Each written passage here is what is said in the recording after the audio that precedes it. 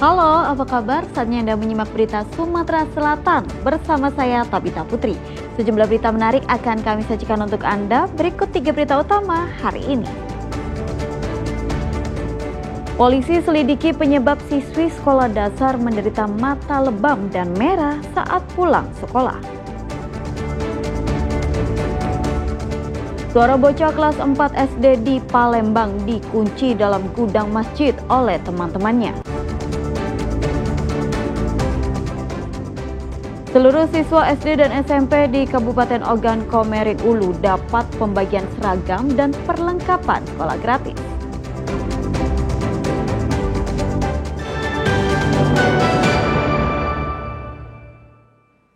Kita awali informasi hari ini, memanfaatkan situasi sepi. Komplotan maling membawa kabur 2 motor yang terparkir di sebuah indekos di kota Palembang.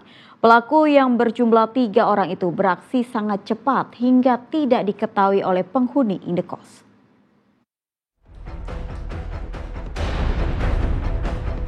Lihat, bukan hal yang mudah mengeluarkan sepeda motor dengan melalui jalan sempit di sela mobil yang terparkir. Tapi sulitnya medan ini tak menghalangi seorang maling mencuri motor. 2 sepeda motor milik penghuni indekos di kawasan 8 Ulu Jakabaring Palembang raib digondol komplotan maling ini. 2 pelaku masuk ke dalam parkiran indekos, sedangkan pelaku lain berjaga di luar pagar sambil mengawasi situasi sekitar. Memanfaatkan situasi sepi serta pagar yang tidak terkunci, pencuri dengan leluasa merusak kunci kontak kedua motor yang terparkir dan membawanya kabur tanpa diketahui para penghuni. Berbekal rekaman CCTV, kedua korban melaporkan kasus pencurian sepeda motor ini ke Sentra Pelayanan Kepolisian Terpadu Polrestabes Palembang. Korban sendiri saat kejadian tengah beristirahat di dalam kamar. Ia baru mengetahui sepeda motornya hilang setelah dihubungi oleh pemilik indekos yang mengira dirinya tengah berada di kampus.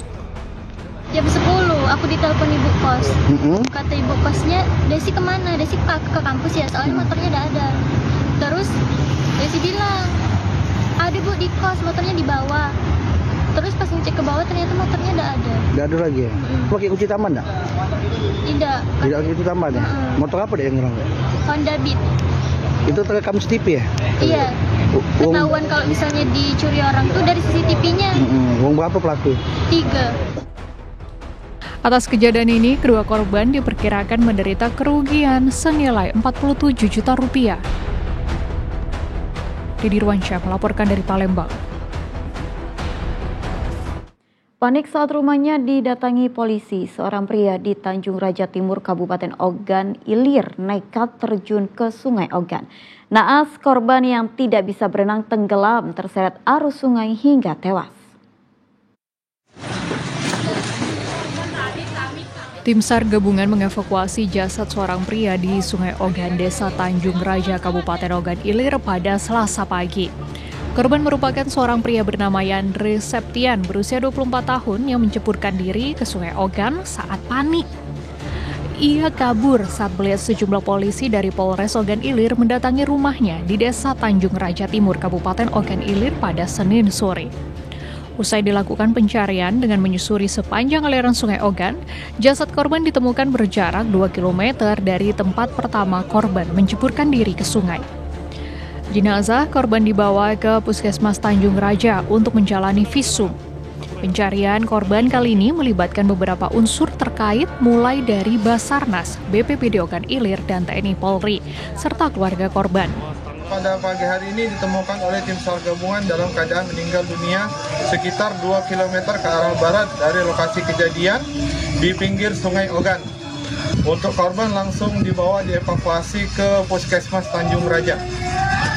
Untuk unsur yang terlibat dari instansi Basarnas sendiri, kemudian dari BPBDOI, ada dari Polsek Tanjung Raja, kemudian dari keluarga korban dan warga sekitar. Kepolisian dari Polres Ogan Ilir sejauh ini belum memberikan keterangan resmi terkait kematian korban. Usai dilakukan visum, jasad korban langsung dimakamkan oleh pihak keluarga di tempat pemakaman umum desa setempat. Didi Ruansyah melaporkan dari Kabupaten Ogan Ilir. Seorang bocah kelas 4 SD di Palembang jadi korban perundungan yang dilakukan oleh teman-temannya. Korban dikunci di dalam gudang masjid tak jauh dari kediamannya.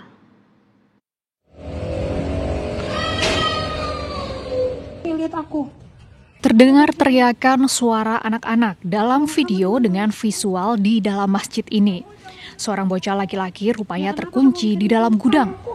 Masjid ini berlokasi di Kelurahan Sri Mulya, Kecamatan Sematang Borang, Kota Palembang. Bocah laki-laki berinisial RR ini rupanya sudah terkurung di dalam gudang selama beberapa jam. Sebelum akhirnya ditolong seorang warga yang hendak menunaikan ibadah sholat. Orang tua korban baru mengetahui anaknya jadi korban perundungan usai video itu viral di media sosial. Usai diinterogasi oleh orang tuanya, RR, bocah kelas 4 SD ini mengaku dikunci oleh kedua orang temannya dengan dalih meminta diambilkan permen. Namun setelah korban masuk dalam gudang, dirinya dikunci dari luar dan ditinggalkan begitu saja. Tak hanya itu, korban juga diduga sudah sering dirundung dan dipukul oleh teman-temannya. Kami selaku orang tua kaget karena baru tahu justru ketika sudah viral. Karena itu kejadiannya di Minggu sore, anak saya itu memang diem, nggak ngasih tahu cerita ke orang tua. Yang pasti terkait mengenai hal ini, kami selaku keluarga benar-benar tidak menerima hal ini karena kasus perundungan seperti ini, apalagi di KUN, kita nggak pernah tahu apa yang terjadi. Yang pasti. Sementara itu, Ketua RT setempat telah memanggil orang tua anak yang melakukan perundungan untuk dimediasi antara dua belah pihak. Kita cuman mediasi, dipanggil pihak terkait, pelaku dan korban, itu kita mediasi. Nah, apapun hasilnya, kalau bisa korban dan pelaku itu berdamai. Tapi balik-balik kita serahkan ke pihak keluarga dan pelapor dan terlapor kan, apakah mereka mau berdamai. Hingga saat ini keduanya masih dalam tahap mediasi. Meski begitu, pihak RT menyerahkan sepenuhnya ke pihak keluarga terkait akankah kasus ini dibawa ke ranah hukum. Muhammad Ardi melaporkan dari Palembang. Pantes kadang galak biru, ini kenapa bang? Siswi sekolah dasar yang menderita mata lebam dan merah saat pulang sekolah menjalani perawatan di RSUD Bari Palembang. Bocah perempuan berusia 7 tahun itu mengalami trauma dan enggan berkomunikasi dengan orang lain.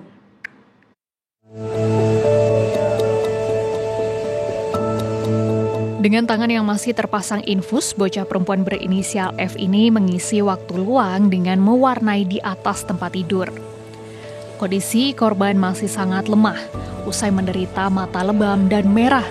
Ia menjalani perawatan di Rumah Sakit Umum Daerah Bari, Palembang pada Selasa siang. Selain mendapatkan perawatan intensif oleh tim dokter RSUD Bari Palembang, tim dari Perlindungan Perempuan dan Anak Kota Palembang juga memberikan perlindungan hukum serta pendampingan terkait trauma yang dialami korban.